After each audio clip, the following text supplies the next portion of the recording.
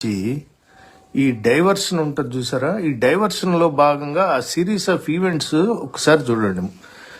ఇప్పుడు రాష్ట్రంలో లడ్డు విషయం ఒకటి, బిఆర్ నాయుడు విషయం ఒకటి, ఎంపీ మొన్న పట్టుబడిన పుట్ట మహేష్ డ్రగ్స్ టెస్ట్లో పాజిటివ్ వచ్చిన విషయం, ఆరవ శ్రీధర్ విషయం, ఇవన్నీ డైవర్ట్ చేయాలి. ఇప్పుడు డైవర్ట్ చేయాలంటే ఏం చేయాలి? వైసీపీ వాళ్ళని ఏం చేయాలి? మనం ఏం చేయాలంటే ఏం లేదు. ఏం చేయాలంటే వాళ్ళని తిట్టించాలి. ఎవరిని తిట్టాలి? జగన్మోహన్ రెడ్డి గారిని తిట్టాలి. జగన్మోహన్ రెడ్డి గారిని తిడితే వీళ్ళు రియాక్ట్ అయిపోయి వీళ్ళు అవాక్కులు చవాకులు వెళ్తారు. అర్థమైందా? దాంతో దాన్ని రాద్ధాంతం చేసి అరెస్ట్లో ఇంకోటో అని చెప్పి హడావిడి చేయటానికి ఇది purely diversion politics. Sir, Chandrababu Naidu గారు మాకు తెల్లగడ్డం అంతా నెరిసింది అంటే ఊరికే నెరవలేదు సార్. మీ కథలన్నీ చూస్తూనే ఉన్నాం. ఓకే, మాకు మీరు చేసే లుచ్చ రాజకీయం మాకు అర్థమైపోయింది సార్. అర్థమైందా? నిన్న గమనించండి, నిన్న జనసేన నుంచి ఒక మహిళ, మరి ఏ మహిళో తెలియదు, ఆవిడ వచ్చేసి భారతిరెడ్డి గారిని లేనిపోయిన మాటలు అనేసింది. అసలు సంబంధం లేని మాటలు. అదేంటి ఇదేంటి అని అయిపోయిందా? నిన్న పట్టాభిగాడు వచ్చి వాడు ఆంధ్రజ్యోతిలో కూర్చుని వాడు అంటాడు జగన్ గారిని. అంటే ఎంత కండకావరమో చూడండి. వీళ్ళ బలుపు ఏంటంటే అధికారం, అంతే. అధికారం లేనప్పుడేమో నన్ను కొట్టారు, ఊరికే ఒక తోపుకే ఈడు నానా యాగి చేసి మంచం మీద పడిపోయి నన్ను కొట్టేశారు చంపేశారని చెప్పి ఏడిసిన ఎదవీడు. వీడు ఇప్పుడు వచ్చేసి వీడంటే ఇప్పుడు స్వతహాగా ఏమవుతుందంటే జగన్ గారిని ఏదన్నా అంటే ఊరుకోరు, వచ్చేసి ఏదో ఒకటి ఇలాగా.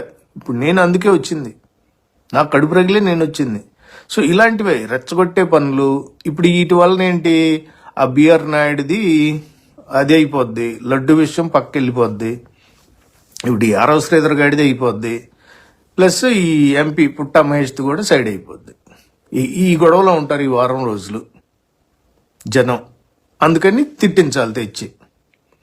అరే ఏబిఎన్ వెంకటకృష్ణ, అరే దున్నపోతులాగా ఎదిగేవరా నువ్వు, దున్నపోతులాగానే ఉంటావు. 6 అడుగుల పైనుండి దున్నపోతులాగా ఉండి డిబేట్లేమో పుట్టా మహేష్ది పాజిటివ్ వస్తే డ్రగ్స్ టెస్ట్లో నువ్వు డిబేట్స్ పెట్టిన పాపన పోలా, ఆరవ శ్రీధర్ గాడి మీద పెట్టిన పాపన పోలా నువ్వు ఇంతవరకు. ఓకే, నీకు అవసరమైన ఏమో ఈ పనికిమాలని పిలిపించి ఒక పక్క చెప్తానే ఉన్నారు. ఇప్పుడు బంధాలు బంధుత్వాలు వీటి గురించి చంద్రబాబు నాయుడు చాలా ఎంత తక్కువ మాట్లాడితే అంత మంచిదిరా స్వామి. తల్లికి తలకొరుగు పెట్టకుండా పారిపోయి వచ్చేసినోడు ఇక్కడ ఏదో ఇడి సీట్ లాగేసుకుంటాడో ఎవరిదో ఏదన్నా చేసేస్తాడని వచ్చిన మనిషి చంద్రబాబు నాయుడు అనే ఆయన వ్యక్తి. నీకు మరి తెలుసో తెలీదు. ఓకే, సొంత మామ మీద చెప్పులేయించి ఆయన చావుకు కారణమైన మనిషి చంద్రబాబు నాయుడు అనే వ్యక్తి. ఒక్క బాలకృష్ణన్ తప్ప హరికృష్ణన్ ఎలా ట్రీట్ చేశాడో తెలుసు, ప్రజలంతా చూశారు. హరికృష్ణ అనే వ్యక్తిని, జూనియర్ ఎన్టీఆర్ వాళ్ళ నాన్న హరికృష్ణని ఎలా ట్రీట్ చేశాడనేది ప్రజలందరూ చూశారు. అవునా? సరే, ఇప్పుడు ఈ గొడవలు, ఇళ్లలో గొడవలు అందరికీ ఉంటాయి. ఆస్తులు పంపకాలు అంటున్నావు. ఓకే, నీ హెరిటేజ్లో ఎంత వాటా ఉంది మీ చెల్లెళ్ళకి? 2 చెల్లెళ్ళు ఉన్నట్టున్నారు నీకు. ఒక తమ్ముడు ఉన్నాడు.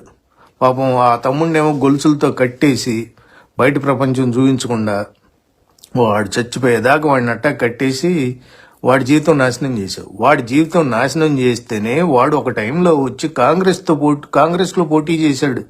నువ్వు తెలుగుదేశంలో ఉండగా, నువ్వు ముఖ్యమంత్రిగా ఉండి, నువ్వు టీడీపీ పార్టీ నడుపుతున్న సమయంలో రామ్మూర్తి నాయుడు అనేవాడు కాంగ్రెస్ పార్టీలో వచ్చాడు. కాంగ్రెస్ పార్టీలో చేరాడు.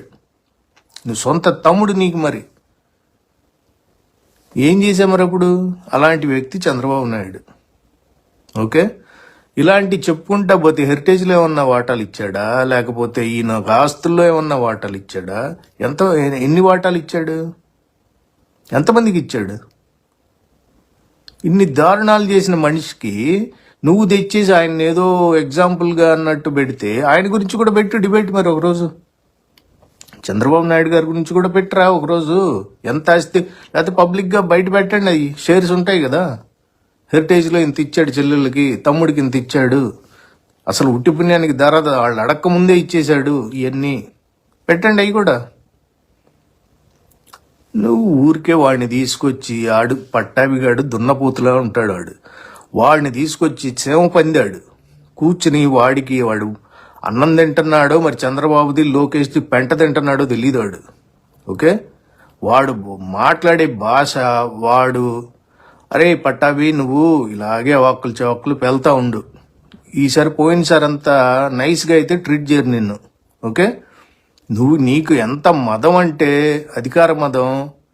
నువ్వు ఒక ఎస్పీ, ఒక దళిత ఎస్పీ ఇంటికి వెళ్ళావు నువ్వు పలకరించి వస్తానని బెదిరించడానికి. గెలిచిన వెంటనే, గెలిచిన రోజే, టీడీపీ అధికారంలోకి వచ్చిన రోజే నువ్వు ఒక దళిత ఎస్పీ ఇంటికి వెళ్ళి వార్నింగ్ ఇవ్వడానికి వెళ్ళావు నువ్వు.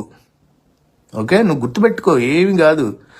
వెంకటకృష్ణ ఏబిఎన్ గారే, మీరు ఎంత ఎగురుతారో ఎగరండి, ఇదే ఇక మీకు ఛాన్స్. ఈ 3 ఏళ్ళో 2 ఏళ్ళో ఇంతే. తర్వాత మీరు ఆటోమేటిక్గా వదిలేసి పారిపోవటం అయితే జరుగుతుంది. డెఫినెట్గా ఇదే జరుగుద్ది. మీరు ఏ అస్సామో పారిపోవటమే గుడ్స్ రైలు ఎక్కి, లేదంటే మేమే పంపిస్తాం. ఇది మాత్రం ఖచ్చితం. బెదిరింపులు అనుకోండి, ఏదన్నా అనుకోండి, ఇది మాత్రం ఖచ్చితంగా జరగటమే. మీరు చేసే అరే చంద్రబాబు నాయుడు చేసే డైవర్షన్ పాలిటిక్స్కి అన్ని జనానికి అంతా తెలుసు. నువ్వు వాడిని తీసుకొచ్చేసి పందినా కొడుకుని వాడిని అక్కడ కూర్చోబెట్టి వాడు వీడు మేము అనలేమా? చంద్రబాబు నాయుడిని, లోకేష్ని అనలేమా? ఏమవుతుంది? వాడు అన్నాడు కదా, మేము అంటాం. సో మాకు రెచ్చగొట్టి వైసీపీ క్యాడర్ని రెచ్చగొట్టి ఏదన్నా చేయించాలి. ఇదిగో ఇలా అంటున్నారు, ముఖ్యమంత్రి గారిని అన్నారు, లోకేష్ గారిని అన్నారు, పవన్ కళ్యాణ్ గారిని అన్నారు, ఈ తీసుకొచ్చి ఇక రచ్చ చేయటానికి. సో ఇవన్నీ అయిపోయినాయి, ఈ నాటకాలన్నీ అయిపోయినాయి. మీరు ఒళ్ళు నోరు దగ్గర పెట్టుకోండి, కొద్దిగా టీవీ డిబేట్లు పెట్టుకోండి, ఎన్ని కావాలంటే అన్ని పెట్టుకోండి.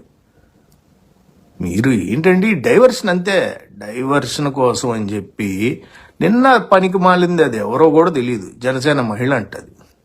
15 ఏళ్ల నుంచి ఆ కిరణ్ రాయల్ గడికి ఫ్రెండ్, మళ్ళీ అలాంటిది వచ్చేసి భారతి గారిని మాట్లాడుతుంది. ఏంద్రా మీరు మాట్లాడేది? ఏం మాట్లాడేది? దిక్కుకోకూడదు, దిక్కులు పెక్కటిల్లేగా అరుచుకుంటూ పరిగెత్తుతారు. తర్వాత ఎవరేం చేయవసరంలా మిమ్మల్ని. మీకు అక్కడ రిజల్ట్ తెలిసిన రోజు నుంచి మీరే పారిపోతారు, స్వచ్ఛందంగా పారిపోతారు మొత్తం. మీరు గుర్తుపెట్టుకోండి, మీరు ఎక్కడికి వెళ్ళినా పట్టుకుని వస్తాం, పట్టుకుని తీసుకొస్తాం. నువ్వు అరే పట్టాభిగా టాప్ 5లోకి ఎక్కావు నువ్వు, కంగ్రాచులేషన్స్ నీకు. నువ్వు టాప్ 5లోకి ఎక్కేసావు ఆల్రెడీ, నిన్నటితో టాప్ 5లోకి ఎక్కావు నువ్వు. ఓకే, అలాగే ఉండు, అలాగే నోరు పారేసుకుంటానే ఉండు, ఇంకా పారేసుకో, ఏం కాదు, ఇబ్బంది ఏమి లేదు. మేము వెయిట్ చేస్తూనే ఉంటాం. మా సహనం మేము కోల్పోకుండా మేము వెయిట్ చేసి మీకు చెప్పాల్సినప్పుడు చెప్తాం. ఆ రోజు ఏడ్చి గగ్గులు పెట్టి సొక్కాలు ఇప్పి నన్ను ఎక్కడ కొట్టారు, అక్కడ గిల్లారు, ఇక్కడికి ఇచ్చారు, వెనకాల నుంచి గిల్లారు, పిర్ర మీద గిల్లారు, ఈపు మీద గిచ్చారని చెప్తే ఏడుపు లేపితే అవ్వదు. అర్థమైందా? రెడీగా ఉండు దానికి కూడా. నువ్వు ఇప్పుడు ఎంత ఇదిగా నువ్వు మాట్లాడావో అదే ఇదితో రెడీగా కూడా ఉండు రేపు. అర్థమైందా? నీకైతే తగిన గుణపాఠం అయితే నువ్వు టాప్ 5లోకి వెళ్ళిపోయావు రసం. ఇంకా నీకు దిగులే లేదు, ఇంకా నువ్వు టాప్ 5లోకి ఎక్కేసావు, ఇంకా నీకు దిగులు లేదు. నువ్వు నిశ్చంతగా అట్టు కూర్చోవటం, ఇంకా నువ్వు వెయిట్ చేయి అంతే. ఇప్పుడు ప్రభుత్వాలు ఎల్లకాలం ఒకళ్ళ చేతిలో ఉండవు. ప్రభుత్వం మారుతుంది అనేది కూడా సత్యం. ఆ మారిన ప్రభుత్వం జగన్మోహన్ రెడ్డి గారి చేతికి వస్తుంది అనేది కూడా సత్యం. అంతే సత్యం అది. చూస్తా ఉన్నావు. ఓకే, అందుకని ఇప్పటికైనా నోరు కట్టేసుకుని మొదలకుండా నీ పని ఏదో నువ్వు చేసుకో. నీ అక్రమ సంపాదన ఏదైనా ఉంటే అది చూసుకో, ఉన్న డబ్బులు పోగు చేసుకో, మొదలకుండా ఉండు. ఇంకా ఎక్కువ మాట్లాడామనుకో ఇంక ఇదే ఇంక మేము ఎక్కువ చెప్పడానికి కూడా ఏం లేదు ఇక్కడ.